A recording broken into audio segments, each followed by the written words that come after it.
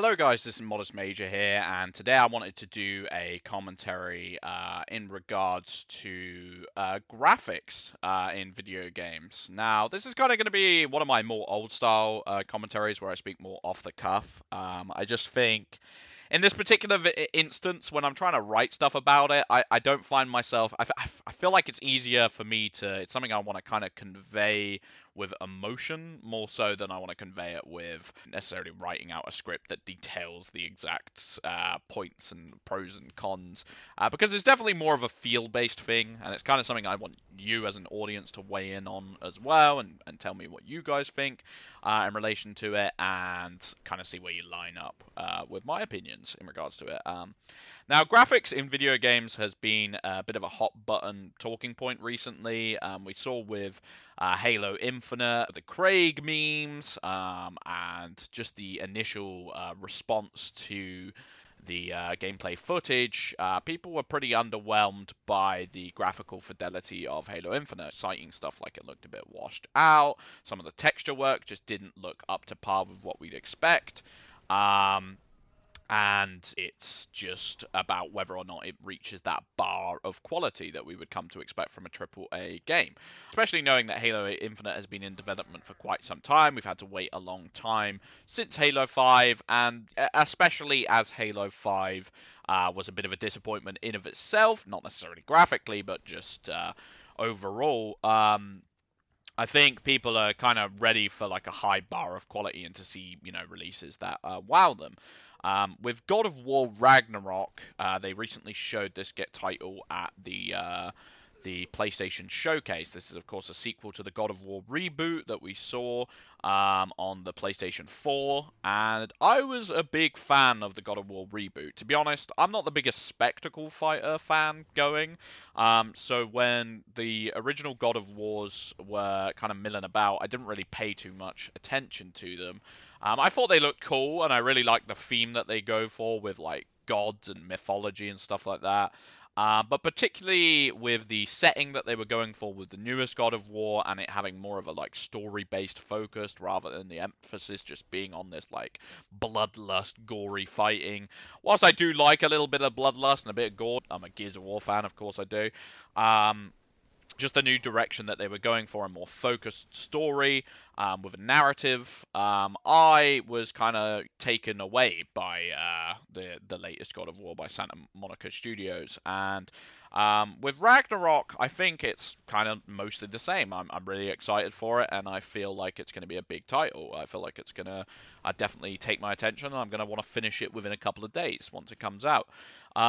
But a lot of criticism has been headed Ragnarok's way on Twitter because of this side-by-side comparison that they're showing of Kratos getting into a boat and people being really frustrated that it's like basically a canned animation from the God of War reboot. It's identical. If you put it side by side, you can see that they've essentially reused the engine and it kind of the animation, and it kind of calls into question whether or not the engine is like the exact same, which I believe it is. It's just they're using the same engine, but they're obviously like updating resolutions and trying to upscale it and give it a bit more of a modern sheen, but it's for the most part going to look pretty similar to the God of War. And in fairness, I was blown away by the original God of War reboot.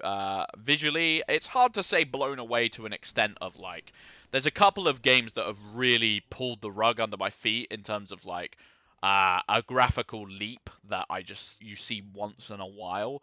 I can point to a few of those in my experience. On the original Nintendo GameCube, Super Smash Bros. Melee was actually a game that when I first saw for the first time, I couldn't believe the leap that it had taken from the original Smash Bros. 64. I remember going around my friend's house. I turned around the corner to see it for the first time, looked at the TV, and my jaw just literally physically dropped. I remember looking at Bowser, looking how clean the animations looked for it, looking at the 60 frames per second with the updated models. You saw something like you saw things like hair moving for the first time in conjunction with its character movements. You saw things like Marth's cape being able to move. things like these, I just literally hadn't seen the fluidity of this, whilst also like maintaining these like upgraded textures and upgraded resolutions and the performance looking so clean. It was unbelievable. Another game that gave me this feeling was Gears of War 1. When Gears of War 1 came out and I saw the Unreal 3 engine at work, it was one of the most like incredible visual progressions that I'd seen in the shooting landscape. I just couldn't believe. It almost kind of looked like you were in shooting galleries, especially with the cover shooter aspect of Gears of War 1. But the fact that you could actually move around your environment freely and that you weren't like on a wire, you could actually look at these incredible environments. It kind of felt like you were on like a movie set almost, but you could actually look at the specific architecture of the movie set and you could take your time with it, and it was incredible to me. So, whilst the original God of War reboot was like, a great development in graphics for sure, I think it's going to be quite a while, if ever. We're getting to that point where graphical fidelity is just going forward and going forward, that it's going to be hard to get that kind of reaction from gamers. Maybe it's a little bit different if you've been around gaming for a really long time, such as myself, being a loud and proud boomer. I've been able to see each step of the way with graphical progression. So it's a little bit harder to kind of catch me off guard, whereas people who are maybe new to gaming can look at a game and go, wow, I've never seen anything like this before. I don't know where this came from, and you don't necessarily saw the jigsaw. You only see one piece of the jigsaw puzzle. You don't see the whole thing and how it came together. But people are losing their mind at the animation being the same and the engine looking almost identical. I think people really wanted to have their minds blown by the newest God of War, and they're kind of taking to their frustrations when they don't. Another kind of similar discussion that went on recently, again involving Halo, somehow we find ourselves embroiled in the center of these discussions often, was this comparison where someone was shooting this fruit stand in Battlefield, and then they compared it to Halo Infinite in the technical preview, which I think is a little bit ridiculous to compare something in the technical preview anyway. And just saying, look, in Battlefield they like actually scaled out animations for the way that the fruit explode. This one was a little bit more like ridiculous and surreal. It was like, really, like we're gonna like hedge our bets on what makes a game. But there were people replying in the tweet saying, yeah, this is stupid. They should have, there were people actually complaining about it and saying this isn't good enough. They should do better. They should try and aim for better. And people were saying, oh, this is a testament to how Battlefield actually put in so much effort into their games, unlike their competitors. They actually build their engines with such an attention to detail and such preciseness and precision that you don't see that in many other games. And whilst I think it is somewhat worth giving credit where credit is due for graphics, I'm kind of the train of thought that like graphics to me it really isn't everything. It never has been. And I know that sounds like a bit of a cliche at this point of time. You kind of hear that everywhere, but I feel like it's important to kind of fight that corner if you do believe in it, because for me, it does get a bit frustrating when you see this slew of like new gameplay trailers come out, and like one of the first things you'll see on a lot of them, if they're kind of on the fringe of having amazing graphics, is like, lol, looks like a PS2 game, lol, they haven't increased it at all, looks exactly the same, blah blah blah blah blah. And to me, like if I think about some of the like more recent games that have come out that I think look really really good, that look visually impressive, one of the first ones that comes to me is Zelda Breath of the Wild. And not to sound like a Nintendo fanboy, but the art design on Breath of the Wild, like kind of taking its influences from Studio Ghibli a little bit, and just the nature of how they. I mean, I think what kind of goes into it is that like an overall aesthetic was built using both music, visuals, weather effects, whatever it might be, to create a universe that felt ultimately believable. And when you look at it, like I can instantly recognize it, I can instantly separate it from its like counterparts. And with so many games coming out that kind of try and aim for this open world style, especially since the success of stuff like Elder Scrolls Skyrim, you do see these open world games, and a lot of them have a tendency to kind of blend in together. Like, if I look at the Far Cry's, for example, even if the graphics have improved since Far Cry 3, a lot of them seem to just kind of look the same-ish to me. I can kind of look at gameplay for one of them, and it would take me a moment to like differentiate between Far Cry 3 and Far Cry 4 especially, and then Far Cry 5, it didn't really have enough of a impact on me to go, you know what, Far Cry 5 is so memorable to look at and so breathtaking. Partially because it's going for the more realism style, but often when you have this realism style, it kind of shoehorns you into certain art style that has to be faithful to real life. One of my favorite looking Battlefield games, for example, is Battlefield Bad Company 2, because it actually took a different approach with the art style. It has that little bit of cartoony, arcadey feel without going over the top, and I really like the way they managed to make the environments more expressive and more characterized. And to me, like, art style is always going to be something where you can take more of a bold approach with things than graphics. I mean, you look at one of the games that was at the forefront of graphical fidelity, it was the Crysis series.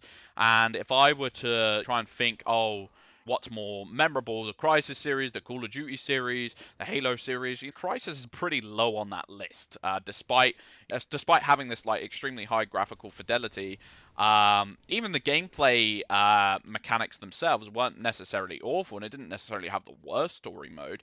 But what I'm trying to say is that the graphics didn't push it above the rest of its competition. It merely was like a technical showpiece of worth noting, I suppose, but it wasn't really.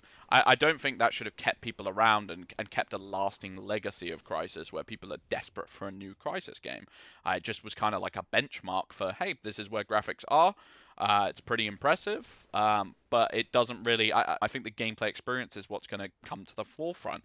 A lot of the reason why I like playing on the Nintendo Switch is because I know that I don't have to worry that the developers have cut corners in terms of like the level of content, the depth of content, and the quality of content, just to make sure that the graphics reached a certain benchmark. That doesn't happen on the Switch because the Switch is such a low-performing console. They kind of set out from the beginning, hey, you're not going to be buying this console, for its graphical fidelity. You're just not. You're going to be buying it because the games are a certain benchmark of quality. And to me, that's more of like a pull than worrying about whether Halo Infinite is going to be the most incredible looking game on the market. When you think about how games have kind of screwed themselves recently in making sure that trying to make sure that the Xbox One version reached the peak of what the Xbox One could look like, and then porting that over with having the most cutting edge graphics on Xbox One, PS5, and this is if it's a dual platform game, for instance Cyberpunk. Chasing that sort of graphics dragon is potentially what damaged Cyberpunk. They obviously want it to be the cutting edge of every aspect of the game. And for me personally, if I was going to sacrifice one aspect of a new modern title, I would sacrifice the graphics before I would sacrifice, and I'm not saying sacrifice in terms of I'd want it to look 2D and like a SNES fight. Maybe Halo Infinite with its initial showing, maybe that was slightly below the bar of what I would want from a new title, but for me, I didn't need it to look twice as better or 3 times as better.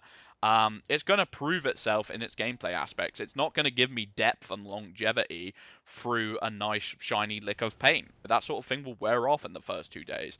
And these comment sections that are like so hammering home that like, oh, this game's going to be a joke. This game looks like a PS2 title. God of War Ragnarok barely looks different to the original God of War. If I get twice as much content in God of War Ragnarok as a result of them not having to focus on like building a new engine and building a new aesthetic for the game that looks like, incredible, jaw-dropping, etc., that's fine by me. I just want more gameplay. I want good gameplay, and there's plenty enough of games that I buy in the modern era that look like a tech demo, that play like a tech demo, I should say. That you get them and it's like cool, but where's the meat and potatoes of this game? I want to get stuck in. I want something that's going to last forever. I want lots of characters. I want split screen multiplayer. How many games are we going to keep sacrificing split screen multiplayer to in the chase of better graphics when I don't care? Like, I don't need every single game to be the cutting edge masterpiece of graphics. It gives you 1 or 2 good trailers. Maybe marketing has just become the central focal point of what sells a game nowadays. I think that's kind of sad to think about. I never want to be sold on, like, you know what? That trailer had a hallway that looks so nice. I'm constantly, whenever I see a new trailer, evaluating for, yeah, but did they talk about the gameplay in this trailer?